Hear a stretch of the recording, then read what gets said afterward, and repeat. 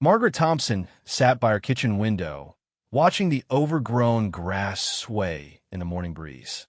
The lawn that once made her neighbors stop and admire now looked like a wild meadow. Weeds had taken over the flower beds where her prized roses used to bloom. The garden that had been her husband Robert's pride and joy for 37 years now served as a painful reminder of everything she had lost 6 months ago. At 72 years old, Margaret found herself overwhelmed by tasks that Robert had always handled. The lawnmower sat unused in the garage, too heavy for her arthritic hands to manage. She had called several landscaping companies, but their quotes were far beyond what her fixed income could handle. Her Social Security check barely covered her medications and utilities, leaving little room for yard maintenance. The doorbell rang on a Tuesday morning in late spring. Margaret shuffled to the front door, her walker clicking against the hardwood floor. Through the peephole, she saw a tall black man in his 50s standing on her porch. He wore clean work clothes and held a baseball cap in his hands. Her first instinct was to pretend she wasn't home. Living alone had made her cautious about strangers. "Mrs. Thompson," the man called out gently. "My name is David Washington. I live 3 streets over on Maple Avenue. I noticed your yard might need some attention." Margaret hesitated. She had heard too many stories about scams targeting elderly people. But something in a man's voice sounded genuine and respectful. She cracked the door open, keeping the chain lock engaged. "What do you want?" she asked, studying his face through the narrow opening. David smiled warmly. "I'm sorry to bother you, ma'am. I was walking through the neighborhood and saw that your grass has gotten pretty tall. I run a small landscaping business, mostly helping folks who might need a hand with their yards. I was wondering if you might be interested in some help." Margaret looked past him at her embarrassing lawn. The neighbors had been too polite to say anything, but she knew they talked. The Homeowners Association had even sent a gentle reminder about property maintenance standards. "I can't afford much," she admitted, her pride stinging with the confession. "That's all right," David said. "I'm not looking to get rich. I just like helping people, and I enjoy working outdoors. Maybe we could work something out." Against her better judgment, Margaret found herself unlatching the chain. There was something about David's manner that reminded her of her late husband. Robert had always been the type to help neighbors without expecting anything in return. David stepped back respectfully as she opened the door wider. "Would it be all right if I took a look around the yard, just to see what needs doing?" Margaret nodded and followed him outside, her walker bumping over the threshold. David walked slowly, matching her pace as they surveyed the property. He pointed out areas that needed attention without making her feel ashamed of the neglect. "Your roses are still healthy underneath all those weeds," he observed, kneeling beside the overgrown flower bed.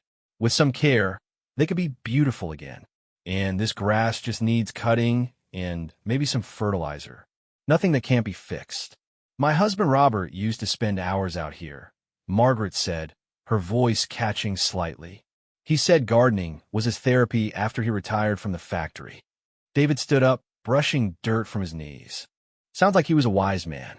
Gardens have a way of healing both the land and the person tending them. They discussed pricing, and David quoted her a fraction of what the big companies had asked. When Margaret looked skeptical, he explained that he mostly worked weekends and evenings after his regular job at the city's water department. This was more about staying active and helping the community than making a profit. "I could start this Saturday if that works for you," David offered. "I'll bring my own equipment, and I promise to be respectful of your property and your privacy." Margaret agreed, though she spent the rest of the week second-guessing her decision. She called her daughter Linda, in California, who expressed concern about a stranger having access to the house. "Mom, you barely know this man," Linda said during their Thursday evening phone call. "What if he's trying to case the place for a robbery?" "He seemed nice enough," Margaret replied, though doubt crept into her voice. "And Lord knows I can't keep living with that jungle outside my door." Saturday morning arrived gray and drizzly. Margaret wondered if David would even show up in such weather. At exactly 8 o'clock, she heard the rumble of a pickup truck in her driveway. Looking out the window, she saw David unloading a lawnmower from the back of his truck. She made coffee and watched from the kitchen as he began working. He moved with purpose, but without rushing, taking care around her flower beds and the small memorial garden where Robert's ashes were scattered beneath a dogwood tree. David seemed to understand instinctively which plants were intentional and which were weeds. Around 10 o'clock, Margaret surprised herself by taking a cup of coffee outside to David. He was taking a short break, wiping sweat from his forehead despite the cool morning air. "Thank you, ma'am," he said, accepting the coffee gratefully. "This is very kind." They stood in comfortable silence for a moment, looking at the progress he had already made. The front lawn was starting to look civilized again. "You work like my Robert used to," Margaret observed. "He always said you could tell a lot about a person by how they treated growing things." David smiled. "My grandmother taught me that plants are like people. They just want to be cared for and given a chance to thrive." As the morning wore on, Margaret found herself checking on David's progress more frequently. She noticed how he carefully avoided stepping on the small plants that were trying to grow, how he took time to untangle the climbing rose from the fence instead of just cutting it away. When he found Robert's forgotten wind chimes tangled in an overgrown bush, he gently freed them and hung them back on their hook. By lunchtime, the transformation was remarkable. The lawn looked neat and healthy, the flower beds were clearly defined, and the walkway was visible again. David was working on a backyard when Margaret appeared with a sandwich and a glass of lemonade. "You should take a proper break," she insisted. "All this work in the heat isn't good for a man your age." David laughed good-naturedly. "I appreciate your concern, Mrs. Thompson. My wife tells me the same thing all the time." They sat on the back porch while David ate his lunch. Margaret learned that he had been married to his wife Carmen for 28 years, that they had 3 grown children and 5 grandchildren. He talked about his job maintaining the city's water systems and his weekend landscaping work with obvious pride in both. "Carmen thinks I'm crazy for working 7 days a week," David admitted. "But I like staying busy. Keeps me out of trouble." Margaret found herself laughing for the first time in months. There was something comforting about having another person around, someone who appreciated hard work and took pride in doing things right. When David resumed work after lunch, Margaret remained on the porch, ostensibly reading a book, but actually watching him work. She noticed how he handled Robert's tools, which she had given him permission to use from the garage. He treated them with respect, cleaning each one before putting it back in its proper place. The afternoon flew by. When David began packing up his equipment around 4 o'clock, Margaret felt a strange reluctance to see him go. The house would be quiet again, empty except for her own footsteps and the ticking of the grandfather clock. "Mrs. Thompson," David said, approaching the porch where she sat. "I'll come back next Saturday, if that's all right with you. The grass will need cutting again, and I like to work on those rose beds some more." Margaret nodded, trying not to seem too eager. "That'll be fine. Same time." "Yes, ma'am." 8 o'clock sharp. As David loaded his mower into the truck, Margaret called out to him. "David, thank you for today. The yard looks wonderful." He tipped his cap to her. "It was my pleasure, Mrs. Thompson. You have a beautiful home here. Your husband did good work with this garden." After David left, Margaret walked slowly around her property, marveling at the transformation. The yard looked like itself again, cared for and loved.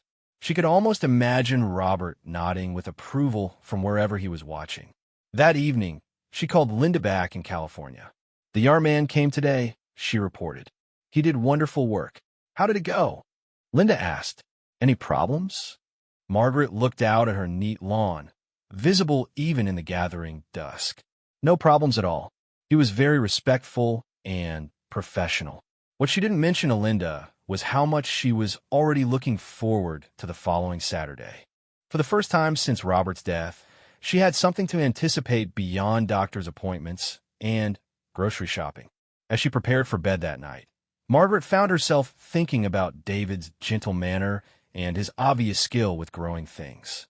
She realized she hadn't asked him much about his own life, too focused on her own concerns and suspicions. Next week, she decided she would be a better hostess. The week passed slowly for Margaret. She found herself tidying the house, and planning what she might offer David for lunch on Saturday. She even drove to the grocery store, something she rarely did anymore, to buy the ingredients for her famous chocolate chip cookies. When Saturday arrived, Margaret was ready. She had coffee brewing before David's truck pulled into the driveway. This time, she didn't hesitate to go outside and greet him. "Good morning, Mrs. Thompson," David called out cheerfully. "Beautiful day for yard work." As Margaret watched David unload his equipment, she was struck again by his methodical, respectful approach to his work. He moved like a man who understood the value of taking care of things, of doing a job properly even when no one was watching. "David," she called out before he could begin, "I made some cookies last night. I thought you might like some with your coffee break." His face lit up with genuine pleasure. "That's very thoughtful of you, ma'am. I haven't had homemade cookies in ages." As David began his work, Margaret settled onto the porch with her knitting. She had forgotten how pleasant it could be to have purposeful activity happening around her home. The sound of the lawnmower was somehow comforting, a sign that life was continuing, that things were being tended and cared for.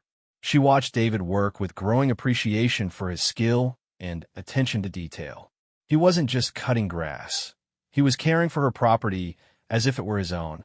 When he discovered a small leak in her garden hose, he fixed it without being asked. When he noticed a loose board on the porch railing, he took the time to secure it properly. During his mid-morning break, they sat together sharing cookies and coffee. Margaret found herself telling David stories about Robert and their life together in the house.